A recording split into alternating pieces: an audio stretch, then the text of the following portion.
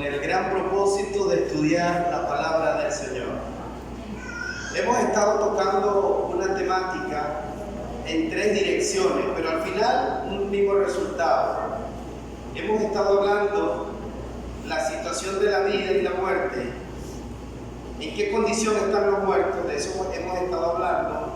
Hemos estado hablando del nuevo nacimiento y también hemos hablado de lo que significa ser perfecto y correcto delante de Dios. Y en esta noche vamos a ver algunos ejemplos en relación a la perfección del ser humano. Cuando la Biblia dice que somos perfectos, ¿a qué se está refiriendo? Hemos leído algunos versículos, ¿verdad? Donde el Señor ha declarado que algunas personas son rectas y perfectas. De hecho, de Amasías leíamos que Amasías era correcto delante de los ojos de Jehová, pero luego tenía una cosita ahí que no sonaba muy buena. Decía, pero no de perfecto corazón. Y estuvimos explicando lo que significaba ese versículo. Estuvimos explicando la forma que Amasías estaba llevando su vida. Y los que leyeron toda la historia pueden concluir que al final Amasías demostró que en verdad su corazón no, aunque era recto como actuaba, su corazón allá en el fondo estaba imperfecto delante de los ojos de Dios. Y en esta noche vamos a hablar entonces un poco acerca de la perfección del ser humano. Y quiero iniciar pidiéndole que lo ubiquemos en el libro de Génesis. En Génesis, vamos a Génesis en el capítulo 6. Allí en Génesis, en el capítulo 6, encontramos la historia de Noé. Y el Señor hace una declaración acerca de este hombre, de Noé. Podemos decir acerca de Noé que él fue el que construyó el barco para salvar a los seres humanos del diluvio. Pero al final, los únicos que quisieron entrar, las únicas personas que quisieron entrar al barco, fue su propia familia. Ninguna otra persona quiso entrar. Es algo muy importante. Importante porque nosotros debemos velar y cuidar la fe de la familia. Los demás también nos importan. Pero a los demás les hemos llamado para que tomen sus decisiones. No podemos obligarlos. Claro, a la familia tampoco, ¿verdad? No podemos obligar a nuestros hijos a que tomen la decisión de la fe, pero sí podemos orientarlos para que ellos crezcan en la fe. Génesis capítulo 6, versículo 9, dice la palabra del Señor. Estas son las generaciones de Noé. Ahora viene la declaración del Señor. Dice: Noé, varón justo, era perfecto en sus generaciones. Con Dios caminó Noé. Mira lo que Dios está diciendo de este hombre.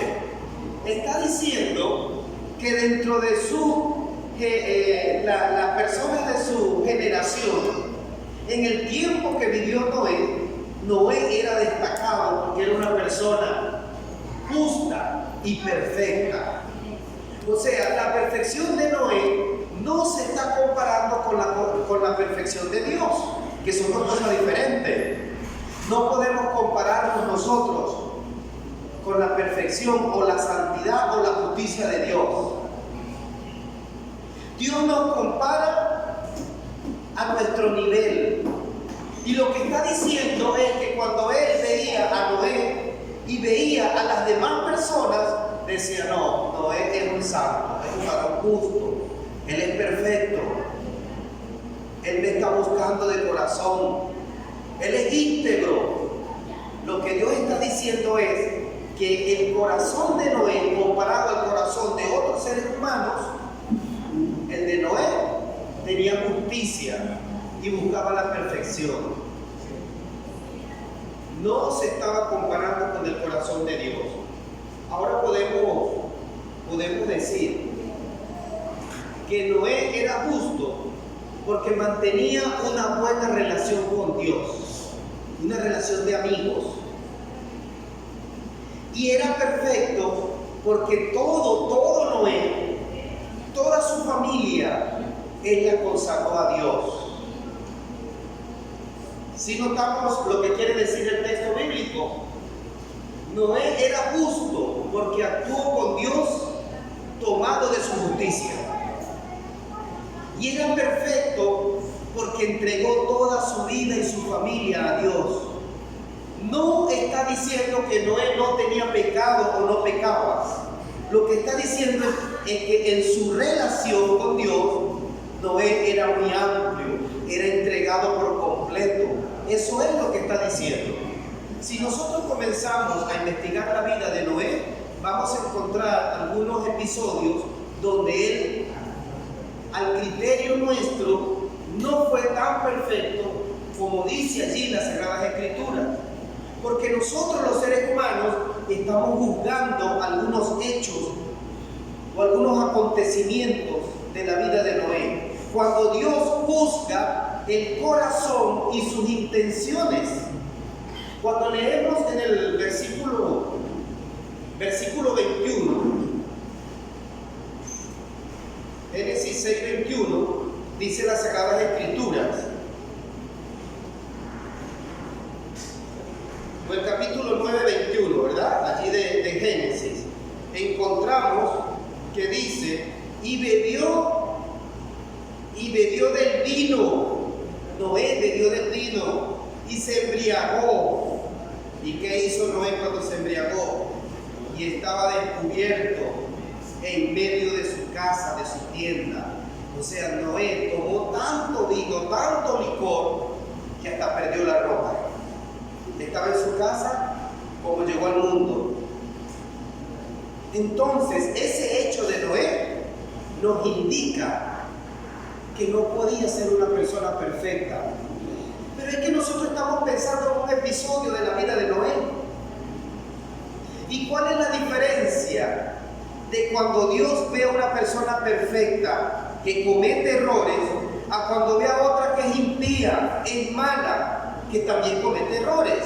La diferencia es que Noé cometió sus errores y luego que le pasó la borrachera, ¿qué hizo Noé? Dijo, el próximo fin de semana me la doy el doble. ¿Dijo eso?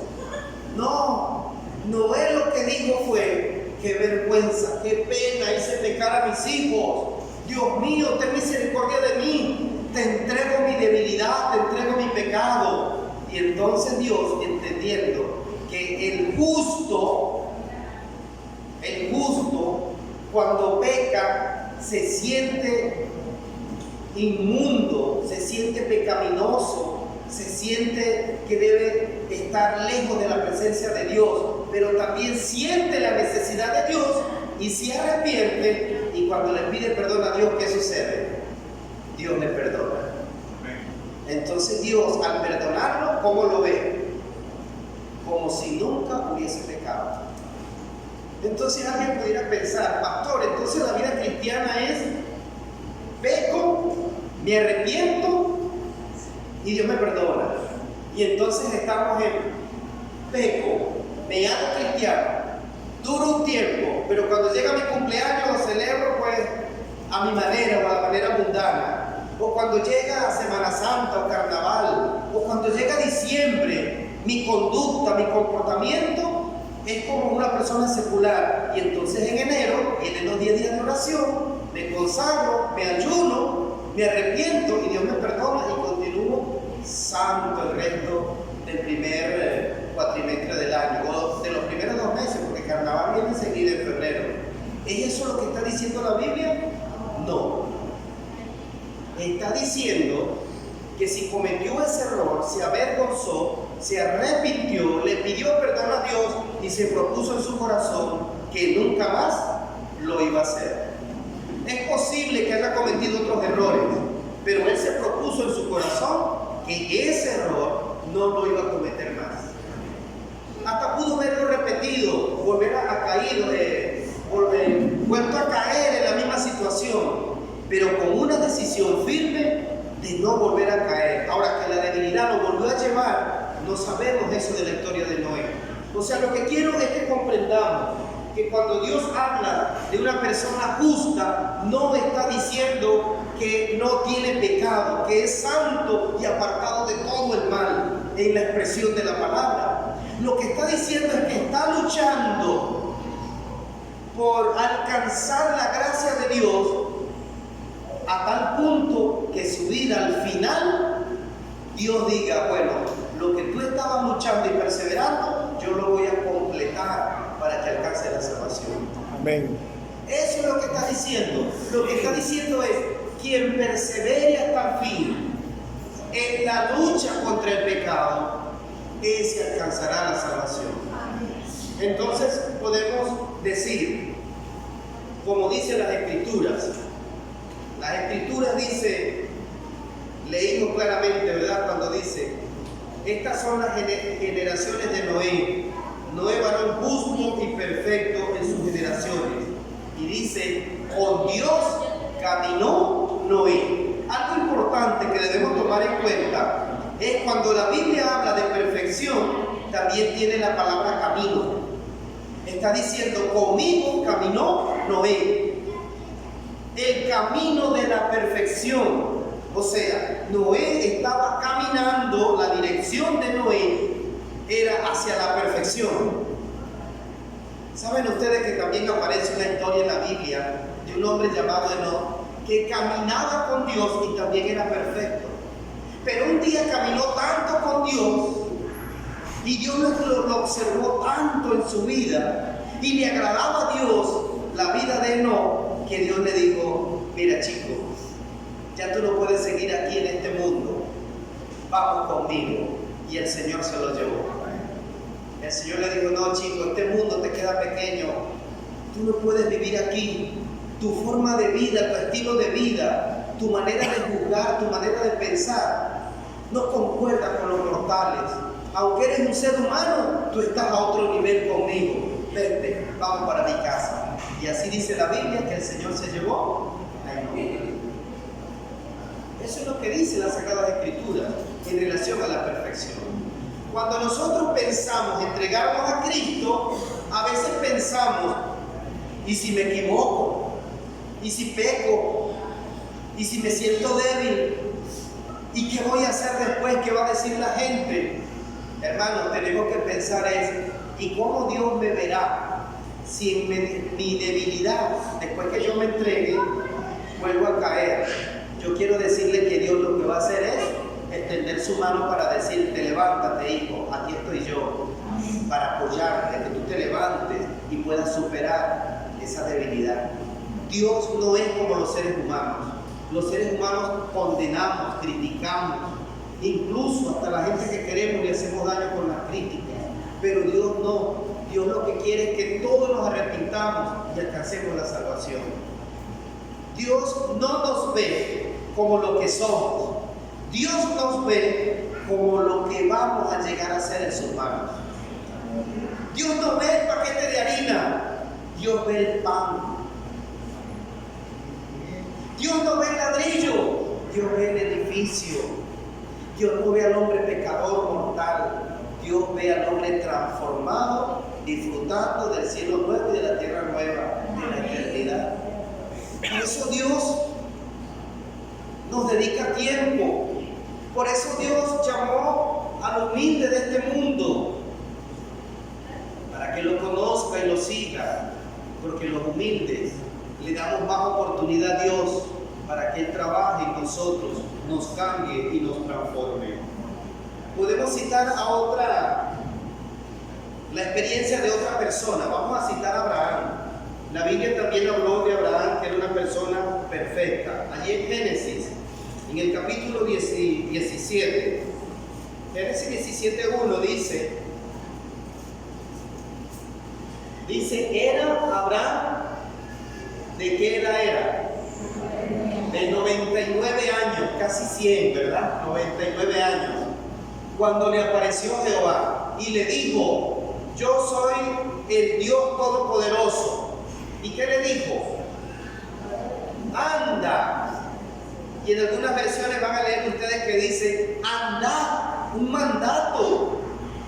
El verbo andar, pero ese verbo aparece de manera imperativa, un mandato. Anda o andad delante de mí y sé perfecto. Son dos cosas diferentes, fíjense. El Señor le está diciendo a Abraham, le está diciendo: ven y anda o anda conmigo y sé perfecto.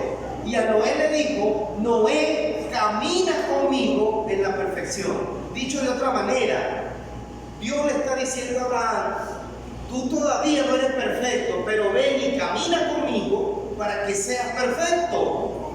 O sea, uno ya estaba caminando en la perfección y el otro Dios lo estaba llamando para que comience a caminar en el camino de la perfección. Es lo mismo que sucede con nosotros. Hacía cuenta hoy, sumando los años que tengo dentro de la iglesia, y tengo cerca de 47 años que estoy en la iglesia adventista. Llegué cuando tenía 7 añitos de edad. O sea, yo tengo 47 años caminando en el camino de la perfección. No estoy diciendo que soy perfecto, estoy diciendo que ando desde 47 años, o tengo 47 años andando en el camino de la perfección.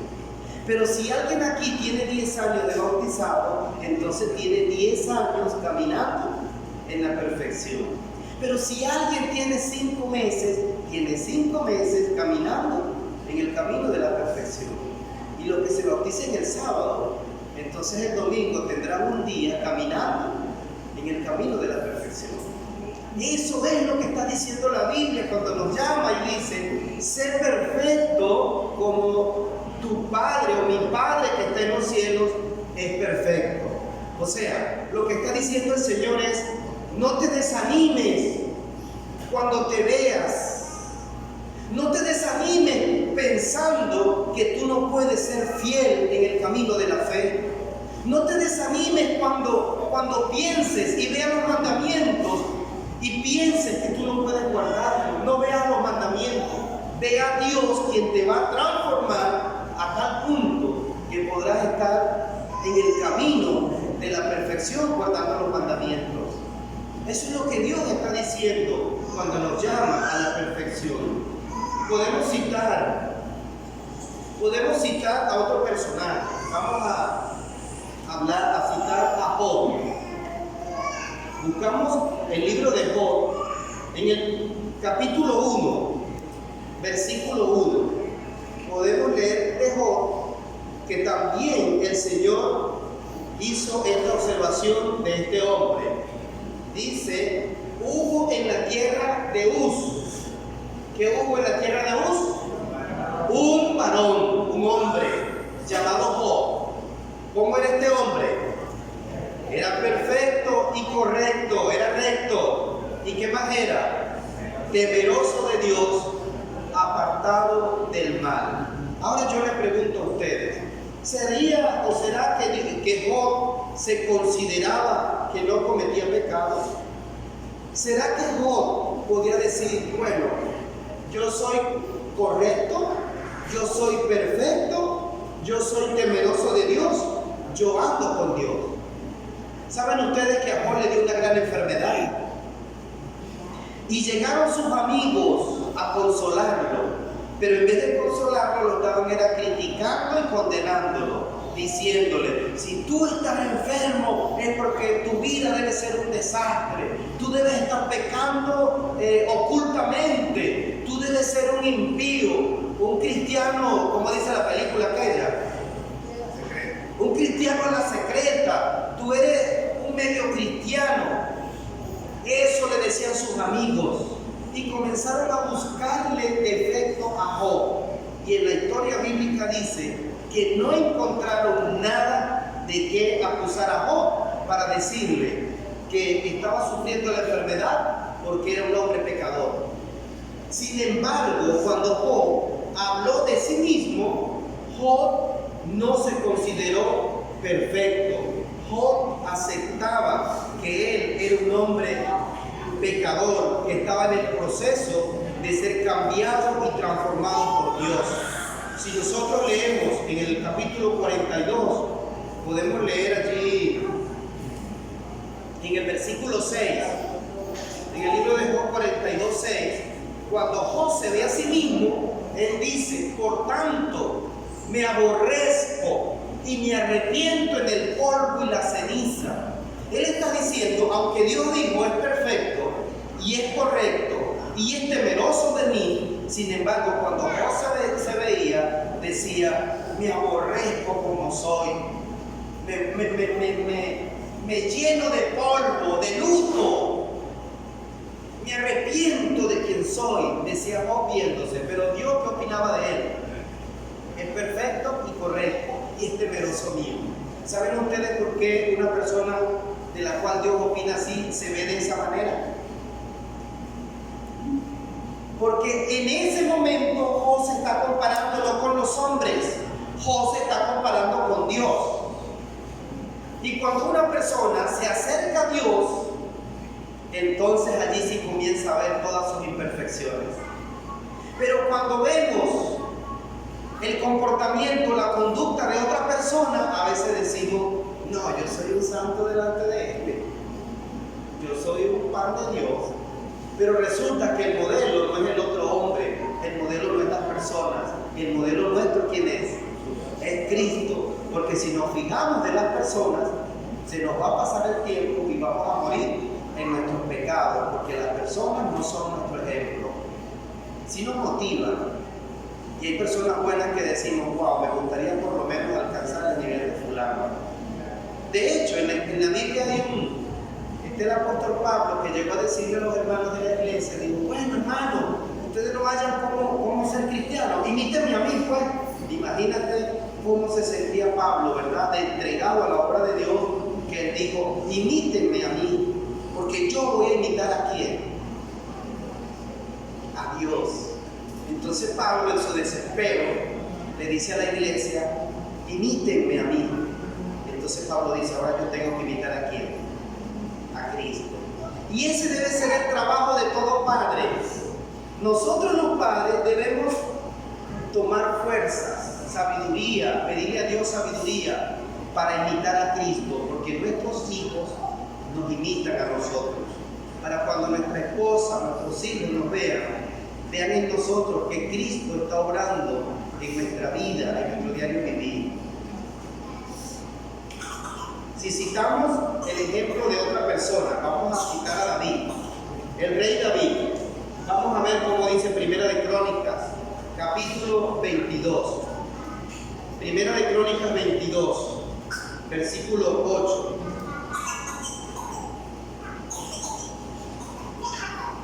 Dice la palabra de Dios aquí en Primera de Crónicas, versículo 8, ¿verdad? Dice: mas vino a mí palabra de Jehová diciendo: tú has derramado mucha sangre y has hecho grandes guerras. No edificarás casa a mi nombre, porque has derramado mucha sangre en la tierra delante de mí. O sea, Dios, cuando David que quiso construirle la iglesia, el templo, y David dijo: Señor, yo quiero construirte el templo de adoración. Porque David estaba construyendo su casa, su palacio. Y cuando David vio lo hermoso que estaba quedando su palacio, el palacio real, David dijo: no puede ser posible. Yo no voy a terminar mi casa antes que la casa de Jehová. Y David dijo, y se apuró y dijo: yo no sigo construyendo el palacio hasta que no termine la casa de Dios. Como que alguno de nosotros dijera: yo no me voy a comprar un apartamento hasta que no construya una iglesia. ¿Dónde será? En Villa Colombia. O que yo esté construyendo mi casa y diga: oye, mi casa está quedando hermosa. Y de repente diga: no, yo no voy a seguir construyendo mi casa hasta que no haga una iglesia para Jehová en Villa Colombia. Algo así fue lo que dijo David. Yo no voy a construir más el palacio real hasta que no construya la casa de Jehová.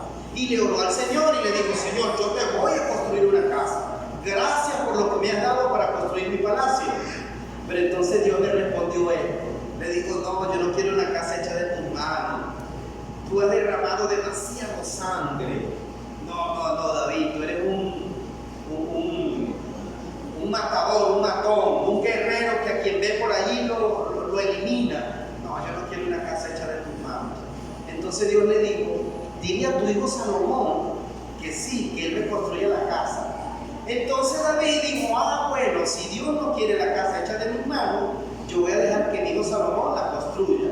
Pero el relato bíblico dice que David le entregó todo el material que necesitaba Salomón para que construyera la casa de Jehová. Desde el clavo más pequeño, desde el poquito de pega que necesitaba, hasta la piedra más grande, hasta la cantidad de oro con la que chaparon el templo, David se lo dejó a Salomón. Pero él no construyó. Entonces, fíjense la vida de David. Sin embargo, vamos a leer lo que dice Dios acerca de David. En Primera de Reyes, vamos a leer en Primera de Reyes. En el capítulo 11. Primera de Reyes, capítulo 11. El versículo 4. Ya tenemos en mente lo que el Señor dijo de David, pero ve lo que dijo ahora. Y cuando Salomón era ya viejo, sus mujeres inclinaron su corazón tras dioses ajenos, y su corazón no era perfecto con Jehová su Dios, como el corazón de David su padre. ¿Están viendo lo que está diciendo? Momentos antes el Señor dice: no, las manos de David están llenas de sangre, ese hombre derramó demasiada cantidad de litros de sangre. No. Que Salomón me construya el templo. Y mira lo que dice de Salomón. Salomón no era perfecto. Pero es que antes el Señor dijo que Salomón construya el templo porque no tenía las manos llenas de sangre. Bueno, hay que entender lo que Dios estaba diciendo. Dios estaba diciendo: en relación al crimen, tú has derramado demasiado sangre. Salomón, no. Pero Salomón luego incurrió en otro tipo de pecado, ¿verdad? En la poligamia. Entonces, mis queridos hermanos, vemos claramente que el Señor dice: Salomón no es como David, que tiene un corazón, no es como el corazón de David. Si nosotros leemos más adelante, en el capítulo 15, ¿verdad? En el capítulo 15 de Primera de Reyes, en el versículo 3, vamos a encontrar lo que dice allí del rey Azarías. Y dice: e hizo, 15:3, ¿verdad? Dice Primera de Reyes 15. Yo estoy en Segunda de Reyes, ¿verdad? Bueno, vamos a leer aquí. Vamos a ver. Y anduvo en todos los pecados que su padre había cometido antes de él. Y no fue su corazón perfecto con Jehová su Dios, como el corazón de ¿quién? De David su padre. Sí estamos comprendiendo la situación, lo que quiere decir el Señor cuando habla de la perfección. Entonces, mis queridos hermanos, lo que yo quiero presentarles en esta noche es que perseveren hasta el fin. No se desanimen. Si usted lucha con algo y siente que no logra superarlo, no se rinda, persevere. Es como cuando uno está en la escuela, en la universidad, y presenta un examen y lo reprueba, lo raspa. Entonces uno dice: no voy a seguir estudiando porque lo raspé. ¿Qué dice? Tengo que sacar, bueno, si raspé el que viene tengo que ir por la máxima nota. Y si lo raspa, ¿qué dice? Bueno, ¿qué más? Me tocará escribir el próximo semestre. Y lo escribe. Y si raspa el próximo semestre, ¿qué dice? No voy a estudiar más porque ya me rasparon esta materia 2 veces. ¿Dice eso? No dice. Sigue perseverando hasta que un día le cambien el profesor o con el mismo profesor y usted ahora, ya por la repetición, la tercera vez, pasa la materia y se gradúa. Eso es lo que Dios quiere, que perseveremos, que insistamos, que luchando en la fe, en el camino de la fe. Pero si cometimos un error, hoy, si fuimos mentirosos, o si nuestra conducta es mentirosa, es engañosa, no es íntegra, es impura, pues Dios nos dice, ven y demos a cuenta y no sigas siendo mentiroso. Abandona la mentira, abandona el pecado. Eso es lo que Dios quiere, mis queridos hermanos, mis apreciados amigos. Por eso los cristianos somos perfectos en proceso. Somos perfectos en proceso. Hay cosas que en ustedes, los hermanos, en mí ya no son problemas. Pero en otra persona, pues una debilidad, como por ejemplo, usted puede dejar su cartera ahí conmigo y conmigo no va a tener problema. Yo le aseguro que no le agarra la patica. Es más, yo si la veo abierta puedo hasta cerrarla y busco de quién será esto. Y si no aparece su nombre, yo le comento a los hermanos y le digo, mira, me encontré una cartera que tiene tanto dinero. Me encontré una cartera, no digo la cantidad de dinero. Y si alguien me dice, esa es mía, yo lo pongo a prueba. Le digo, ¿cuánto tenía en la cartera? ¿Qué tipo de moneda tiene? Para tratar de entregársela a quien le pertenece, ¿verdad? O sea, pero usted puede estar seguro que si se le quedó conmigo, usted va a encontrar sus cosas. Porque ya en el camino de la vida, eso para mí no es problema. No es problema. Entonces cada quien va superando sus obstáculos en la vida cristiana hasta un día que veremos hacia atrás y vamos a decir, wow, cuánto Dios ha logrado en mí. Dios ha logrado tantas cosas en mí. Pero nos volvemos a observar y decimos, no, pero también todavía me falta, me aborré. Es como cuando andamos vestiditos bonitos. Si estuviéramos por un lugar donde no hay luz y pasa un carro y nos llena de agua sucia, de pantano, nosotros en la oscuridad seguimos andando bien y vamos bien y hablando chévere. Pero cuando llegamos donde hay luz y nos vemos el poco de barro en la ropa, ¿qué hacemos? Suceden dos cosas. ¿Qué hacemos? ¿Qué sucede en la vida de una persona? Cuando tiene la ropa sucia, que la tenía limpia y se le ensució, en lo oscuro y luego sale a la luz. Hay dos cosas que hace la persona. Hay dos cosas que suceden en la vida de la persona. La primera es, me da pena, vergüenza. Cuando pecamos, ¿qué es lo primero que sentimos? Me da pena, me da vergüenza. Aunque cuando se está pecando, el pecado al comienzo es placentero, pero después trae muerte, trae vergüenza, me da pena. Pero luego que salimos y nos da la pena a la luz, salimos a la luz y nos da pena, ¿qué es lo otro que viene? Quiero que se me quite lo sucio.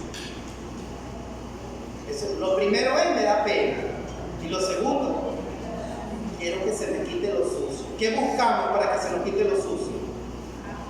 Agua, agua. El agua, qué noble es el agua que nos ayuda a quitarnos lo sucio. A tal punto que el Señor dijo que el que se bautice en el nombre del Padre, del Hijo y del Espíritu Santo, en agua por inmersión, es como lavar nuestros pecados para comenzar el camino de la perfección. Por eso, mis queridos hermanos, debemos bautizarnos y llevar a nuestra familia a que sea bautizada, para que nuestros pecados sean lavados, perdonados, borrados. Por eso Dios nos llama a que estemos a cuenta con Él, que le entreguemos nuestra vida y permanezcamos en el camino de la perfección. Cerramos aquí. Vamos a cerrar en Mateo capítulo 5. Mateo capítulo 5 va a otro nivel. Mateo capítulo 5 va a otro nivel. Fíjense ustedes lo que dice aquí en Mateo capítulo 5. Es diferente al contenido del Antiguo Testamento. Mateo está en el Nuevo Testamento. En el Antiguo Testamento estaban los mandamientos y la ley de Dios. Si los mandamientos decían, no matarás porque es pecado, ¿qué no debía hacer la persona? Pues no debía matar, porque el mandamiento decía ¿cómo? No matarás. Un mandamiento dice, no cometerás adulterio.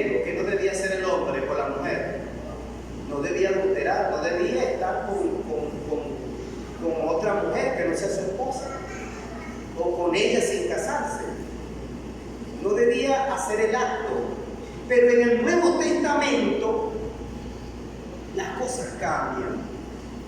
Fíjense ustedes cómo dice allí en Mateo 5:21. Mateo 5:21. ¿Cómo dice Mateo 5:21? A ver. Oíste que fue dicho a los antiguos. ¿Qué fue dicho? No matarás. ¿Qué quiere decir no matarás?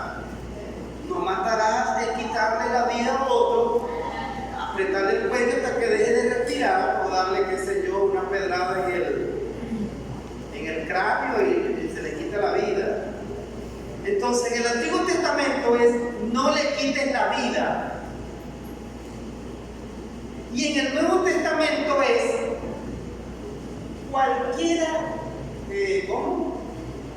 No matarás, y cualquiera que matare será culpable del juicio. Ajá, pero el versículo siguiente, ¿cómo dice el versículo siguiente? El 22. Dice, pero yo os digo que cualquiera que se enoje contra su hermano será culpable en el juicio. ¿Sí están captando lo que estoy diciendo? En el Antiguo Testamento es, no le des muerte a tu hermano. Y en el Nuevo Testamento es, si tú piensas mal de tu hermano, no lo matas, no le quitas la vida, pero te provoca matarlo y agarrarlo por el cuello, dejarlo ahogarlo hasta que deje de respirar, ya eres culpable, ya lo mataste. ¿Sabes por qué? Porque en el Antiguo Testamento la ley de Dios estaba clavada en una tabla de piedra.